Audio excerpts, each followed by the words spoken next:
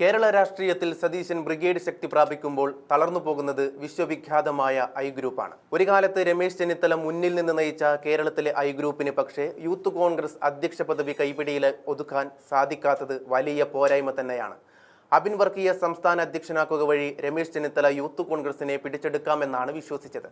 പക്ഷേ ഒന്നും സംഭവിച്ചില്ല. ചെന്നിത്തലയ്ക്ക് നിരാശ മാത്രമാണ് യൂത്ത് കോൺഗ്രസ് തിരഞ്ഞെടുപ്പ് സമ്മാനിച്ചത്. യൂത്ത് കോൺഗ്രസ് ദേശീയ സെക്രട്ടറി പദവി ഏറ്റെടുക്കാനില്ലെന്ന അബിൻ വർക്കിയുടെ തീരുമാനം ഐ ഗ്രൂപ്പിന്റെ തന്ത്രപരമായ നീക്കമായി വിലയിരുത്തപ്പെടാം. തിരിച്ചുവരവിനുള്ള അവസാന ശ്രമമായി ഇതിനെ വ്യാഖ്യാനിക്കുന്നവരുമുണ്ട്.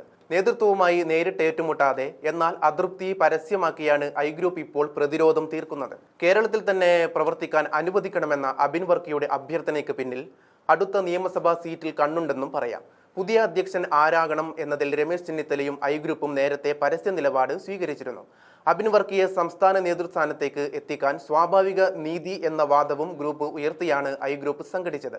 എന്നാൽ കാര്യങ്ങൾ വിചാരിച്ച പോലെ നടന്നില്ല. അബിനെ സംസ്ഥാനത്ത് നിന്ന് മാറ്റി ദേശീയ പദവിയിലേക്ക് നിയമിച്ചതോടെയാണ് കരുതലോടെ അതൃപ്തി പരസ്യമാക്കാൻ അബിൻ വർക്കിയും ഐ ഗ്രൂപ്പും തീരുമാനിച്ചത്. കേരളത്തിൽ തുടരാൻ അനുവദിക്കണമെന്ന ആവശ്യത്തിലൂടെ ദേശീയ സെക്രട്ടറി പദവി ഏറ്റെടുക്കില്ലെന്ന പരോക്ഷ സന്ദേശമാണ് അബിൻ വർക്കി നൽകുന്നത്. കേരളത്തിൽ നിന്ന് മാറിയാൽ അടുത്ത നിയമസഭാ തെരഞ്ഞെടുപ്പിൽ സീറ്റ് ലഭിക്കില്ലെന്ന ഭയം അബിനുണ്ട്. താൻ അടിമുടി പാർട്ടിയാണെന്ന് ആവർത്തിച്ചുള്ള അബിൻ വർക്കിയുടെ പ്രതികരണം സീറ്റിനായുള്ള അവകാശവാദം നേതൃത്വത്തിന് മുന്നിൽ വയ്ക്കാനുള്ള തന്ത്രമായി മാറുകയും ചെയ്തിട്ടുണ്ട്. ദേശീയ സെക്രട്ടറി പദവിയിലേക്ക് തിരഞ്ഞെടുക്കപ്പെട്ട അബിൻ വർക്കി കേരളത്തിൽ പ്രവർത്തിക്കാൻ അനുവദിക്കണമെന്ന് പാർട്ടിയോട് പരസ്യമായി ആവശ്യപ്പെട്ടിരുന്നു. എന്നാൽ അബിന് കേരളത്തിൽ ഇരുന്ന് ദേശീയ തലത്തിൽ പ്രവർത്തിക്കാമല്ലോ എന്നാണ് സണ്ണി ജോസഫ് പ്രതികരിച്ചത്. അതുപോലെ പ്രവർത്തിക്കാമെന്നും സണ്ണി ജോസഫ് ചൂണ്ടിക്കാട്ടിയത് വ്യക്തമായ സൂചനയാണ്. അതേസമയം തദ്ദേശ തെരഞ്ഞെടുപ്പ് അടുത്തിരിക്കെ പ്രശ്നങ്ങൾ വഷളാക്കാൻ ഐ ഗ്രൂപ്പ് ആഗ്രഹിക്കുന്നില്ല. അങ്ങനെ വന്നാൽ പാർട്ടിക്കുള്ളിലെ പിന്തുണ നഷ്ടമാകുമെന്നും ഗ്രൂപ്പ് തിരിച്ചറിയുന്നുണ്ട്. മുമ്പ് ഐ വിഭാഗത്തിനൊപ്പമുണ്ടായിരുന്ന OJ ജനീഷിനെ പ്രസിഡന്റാക്കിയതും ഗ്രൂപ്പ് വലിയ തിരിച്ചടിയായി. KC വേണുഗോപാൽ പക്ഷം കേരളത്തിൽ പിടിമുറുക്കുന്നതിന്റെ പ്രകടമായ ഉദാഹരണമായും ഐ ഗ്രൂപ്പ് ഇതിനെ കാണുന്നുണ്ട്. രാഹുൽ ഗാന്ധി നടപ്പിലാക്കിയ തെരഞ്ഞെടുപ്പ് പ്രക്രിയ സാമുദായിക സമവാക്യത്തിന്റെ പേര് പറഞ്ഞ് അട്ടിമറിക്കപ്പെട്ടു എന്ന നിലപാട് ഐ ഗ്രൂപ്പ് ഇപ്പോൾ ഉയർത്തുന്നുണ്ട്.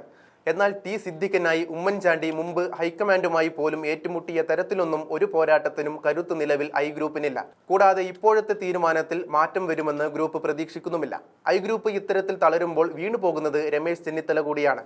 പ്രതിപക്ഷ നേതൃസ്ഥാനത്ത് നിന്ന് തന്നെ മാറ്റിയതിലുള്ള എതിർപ്പ് അടുത്തിടെ പരസ്യമായി പറഞ്ഞ ചെന്നിത്തല 2026 UDF അധികാരത്തിലെത്തിയാൽ മുഖ്യമന്ത്രി പദവി ലക്ഷ്യം വയ്ക്കുന്നുണ്ട്. ആ യാത്ര പക്ഷേ കടുപ്പമുള്ളതായിരിക്കുമെന്ന സൂചനകളാണ് ഇപ്പോൾ പുറത്തുവരുന്നത്.